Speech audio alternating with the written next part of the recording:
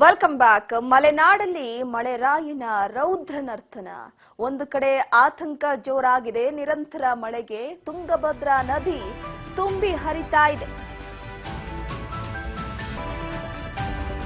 3 ರಾಜ್ಯಗಳ ಜೀವನಾಡಿ ತುಂಗಭದ್ರೆಗೆ ಬಂದಿದೆ ಆಪತ್ತು. ಮಲೆನಾಡಲ್ಲಿ ಮಳೆರಾಯಿನ ರೌದ್ರ ನರ್ತನ ಜೋರಾಗಿದೆ. ಇದರಿಂದ ಆತಂಕ ಕೂಡ ಶುರುವಾಗಿದೆ. ನಿರಂತರ ಮಳೆಗೆ ಈಗ ತುಂಬಿ ಹರಿತಾ ಇದೆ ತುಂಗಭದ್ರಾ ನದಿ. 70 ವರ್ಷಗಳ ಹಳೆಯ ಡ್ಯಾಂಗೆ ಈಗ ಆಪತ್ತು ಶುರುವಾಗಿದೆ.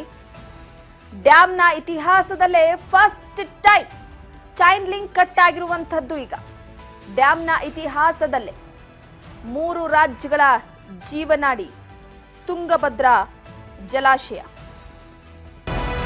ತುಂಗಭದ್ರಾ ಜಲಾಶಯದಿಂದ ಹೆಚ್ಚಿನ ಪ್ರಮಾಣದಲ್ಲಿ ನೀರು ಬಿಡುವ ಮುನ್ಸೂಚನೆಯ ಹಿನ್ನೆಲೆಯಲ್ಲಿ ಸದ್ಯಕ್ಕೀಗ ನದಿ ಪಾತ್ರದ ಗ್ರಾಮಗಳ ಜನತೆ ಆತಂಕಕ್ಕೆ ಒಳಗಾಗಿದ್ದಾರೆ.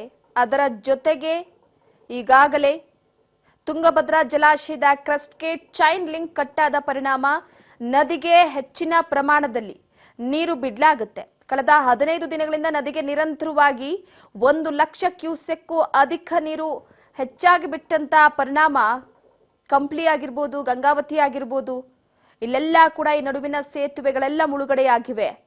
ಕಂಪ್ಲಿ ಹಾಗೂ ಸಿರುಗುಪ್ಪ ತಾಲೂಕಿನ ಗ್ರಾಮಗಳಲ್ಲಿ ನೆರೆ ಹಾವಳಿ ನಿರ್ಮಾಣವಾಗಿದೆ.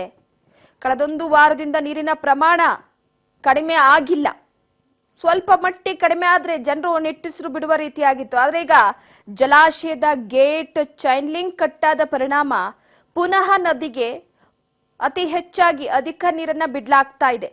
ಇದರಿಂದ ಪ್ರವಾಹದ ಭೀತಿಯನ್ನ ಹುಟ್ಟಿಸಿರುವಂಥದ್ದು ಗಮನಿಸ್ತಾ ಇರಬಹುದು ನೀವೀಗ. ಅಲ್ಲಿ ಸಾಕಷ್ಟಿನ ಅಧಿಕಾರಿಗಳು, ತಹಸೀಲ್ದಾರ್ ಸೇರಿದಂತೆ ವಿಪತ್ತು ನಿರ್ವಹಣಾ ತಂಡ ಮೊಕ್ಕ ಮೂಡಿದೆ. ಯಾವ ಸಂದರ್ಭದಲ್ಲಿ ಏನಾಗುತ್ತೆ ಅಂತ ಗೊತ್ತಿಲ್ಲ. ಸೊ ಈ ಹಿನ್ನೆಲೆಯಲ್ಲಿ ತುಂಗಭದ್ರಾ ಜಲಾಶಯದ 19ನೇ ಗೇಟ್ ಚೈನ್ ಲಿಂಕ್ ಕಟ್ಟಾಗಿರುವ ಪ್ರಕರಣ ಜಲಾಶಯದ ಇತಿಹಾಸದಲ್ಲೇ ಮೊದಲಿದು.